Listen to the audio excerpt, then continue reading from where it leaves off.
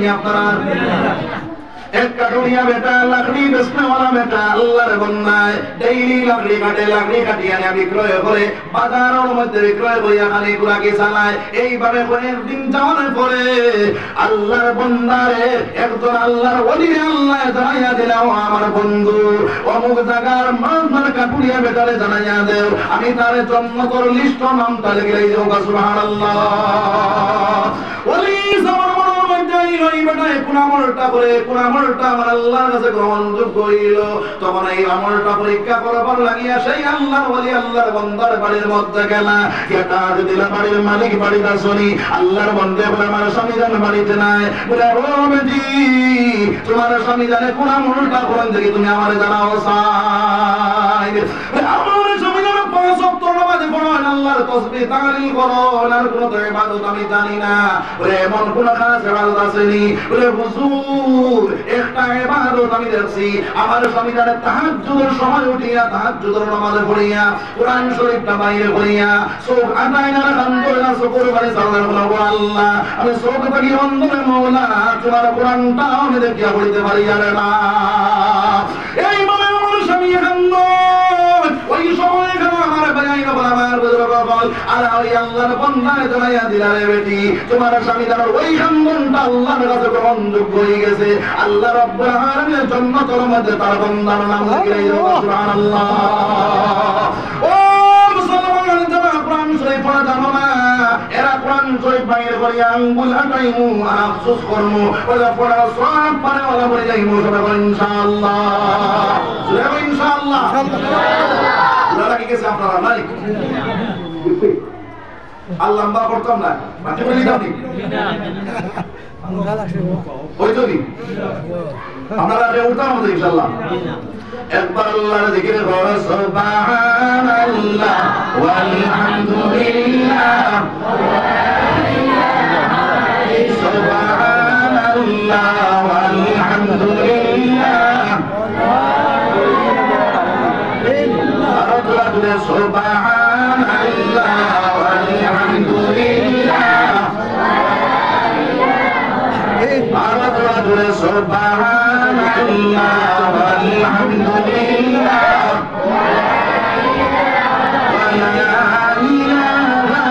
ইল্লাল্লাহ আল্লাহু আকবার। আমার বুজুর্গ বল 1-2 নম্বর মাত্রই আমরা বিন্দাস থেকে আমতারা বিচ্ছা বাসিনি না নাই আসিনি না নাই এগুলো জানো না জানি তো তাহলে অগুন তিলাওয়াত করব সবাই ইনশাআল্লাহ।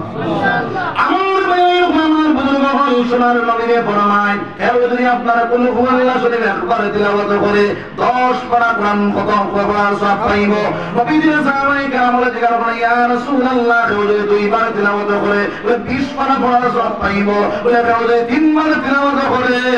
তাহলে পুরো কোরআন খতম করার সওয়াব পাইব। সুবহানাল্লাহ। সুজানা কঠিন সুজানি তাহলে আমরা কোরআনের ভিতরে আমার বিবি আমি আমার আওলাদ আমার সবাই লইয়া কোরআন শরীফ তিলাওয়াত করা জারি করে দেব ইনশাআল্লাহ। কোরআনের ভিতরে যখন কোরআন শরীফ তিলাওয়াত জারি হয়ে যাইব, আসমান থেকে পড়নে ওয়ালা জমিন থেকে উঠনে ওয়ালা যত বলা মুসিবত ঘটে যাইব, ওই তার বদরের মধ্যে খয়র বরকত নাযিল হইব। আল্লাহর বান্দা এবং বান্দি আপনারা যারা কোরআন শরীফ তিলাওয়াত করবা তার ঈমান বর্ধিত হইব, ঈমানের পাওয়ার বাড়ি যাইব। সুবহানাল্লাহ। তাহলে আমার 1 নম্বর ওয়াজ কিটা আসলো এরাই আছে নি বারুন বারুন ইকরানি ওয়াজ সারা যদি আই না করা তো বেলা কোন দেখে দেখিয়া হ্যাঁ কোন দেখে দেখিয়া 1 নম্বর ওয়াজ হইলো ইয়াকিন হাল কইছো আল্লাহর উপরে, 2 নম্বর ওয়াজ হারাম মাল থেকে বাঁচিতাম, 3 নম্বর ওয়াজ তওবা করে আল্লাহ দিয়ে ঘুরে দিতাম, 4 নম্বর ওয়াজ হইলো কোরআন শরীফ তিলাওয়াত করতে वाला বলে দিতাম সবাই ইনশাআল্লাহ। 5 নম্বর ওয়াজ হইলো আমার ভাইয়ের গোলামার বুজুর্গ বল এই দুনিয়ার জমিনের মধ্যে এই গুনার মধ্যে আপনারা ঢুকতে হইলে আমার আমি আয়াত পড়ি আমার আল্লাহ ফরমায় ইয়া আইয়ুহাল্লাযীনা আমানুত্তাকুল্লাহ। এই বান্দার বান্দা বল তোমরা আমারে ডরাও আমারে ডরাও আমার ভয় আমার ডর অন্তরের ভিতরে হারাও। এবং আমরা আল্লাহরে ডরাইনি আল্লাহরে ডরাইনি ডরাই জানি উদাহরণ দিলে বুঝাই পাই এক বেটায় কইল আমি সাপ ধরাই বেটা কি হইছে সাপ ধরাই তার সামনে যখন সাপ আইছে ছায় পড়তো না তার দিলেই তো ধরাইছেন জি আরের বেটা কই আমি সাপ ধরাই কিন্তু সাপ সামনে আমার মাঝে দাঁতটা কি দূরে সরিয়ে যায় কি বেটা ধরাইছে না ধরাইছে না ধরাইছে এইভাবে আমার ভাই এরকম আমার বগল বহুত মানুষ আছে আরে ভাই আমি আল্লাহ ডরাই আল্লাহ ডরাই আল্লাহ ডরাই কিন্তু হারাম মাল ভক্ষণ করতে পারে গান শুনতে পারে জিনা করতে পারে ব্যভিচার করতে পারে আসেনি না নাই ও মুসলমান যেভাবে সাপ যেভাবে করে যায় করতো না রাত দিলাই তো ওইভাবে ওই আল্লাহর বান্দার ভয় তার ভিতরে আল্লাহর ডর যদি তোমার ভিতরে থাকে আল্লাহর বান্দায় আপনার আন্দার রাত কোন আল্লাহর নাফরমানি করতে পারছো না জঙ্গলের ভিতরে ঢুকে আল্লাহর নাফরমানি কাজ করতে পারছো না আল্লাহর বান্দায় দুনিয়ার জমিনের মধ্যে কোন জায়গার আল্লাহর নাফরমানি কাজ করতে পারছো না কারণ কিতা বলে কারণ হইল তার ভিতরে আল্লাহর ভয় আল্লাহর ডর আছে রে ভাই আল্লাহর ডর যদি থাকে পঞ্চার আল্লাহর ফরমা আল্লাহর বান্দা আল্লাহর পুরো নাফরমানি কাজ করতে পারবো না পারছো না একবার আল্লাহর দিকে বলো সুবহানাল্লাহ আলহামদুলিল্লাহ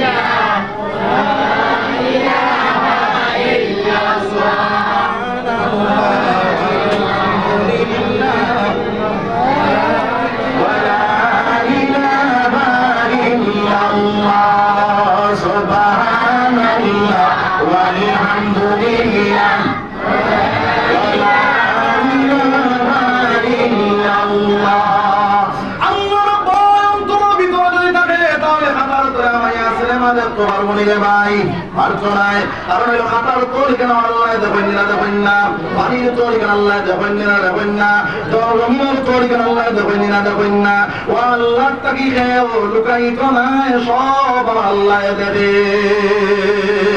ওই সময় মনে হয় আমি যে কাজটা করি আর দুনিয়ার কোনো মানুষে দেখে না আমার মায়ে দেখে না বাপে দেখে না কেউ দেখে না আমার আল্লাহ আমার দেখলা আমার আল্লাহ আমার যদি বেজার হই আমার উপরে বেজার হয়ে যায় তাহলে আমার আল্লাহ আমার জাহান্নামের মালিক বানাই রাইব ওই কথাটা কইয়া যদি আল্লাহর বান্দার দিলটা ঘুরাইয়া হারাম জিনিস দেখার তাকিয়া নাফরমানি কাজ তাকিয়া জিনাত তাকিয়া ব্যভিচার তাকিয়া আল্লাহর বান্দা ঘুরি যায় তাই সাথে নফসানিরে মিটায় না তাই সাথে নফসানির থেকে ঘুরি যায় আল্লাহর ভয় আল্লাহর ডরে আমার আল্লাহ ফরমায় ওয়া আম্মা মান খাফা মাকামা রাব্বিহি ওয়া নাহান নাফসা আনিল হাওয়া ফাইন্নাল জান্নাতা হিয়াল মাওয়া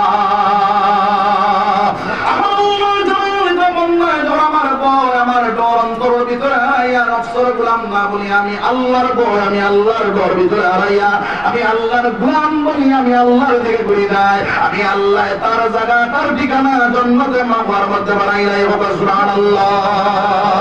আর আমার জীবন না খাইতে নফসের মধ্যে কই যায় জিনা করে ব্যভিচার করে গান বাজনা করে আমি আল্লাহর ভয় তার ভিতরে জায়গা দেয় না আমি আল্লাহর ভয়ে আর ভবে ঘুরে না আমি সাথে নফসের মিটানের মধ্যে লাগি যায় আমি আল্লাহ জানাইয়া দিয়ার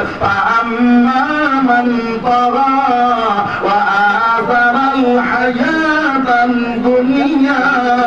ফা ইন্নাল জাহিমা হিয়াল মাওয়া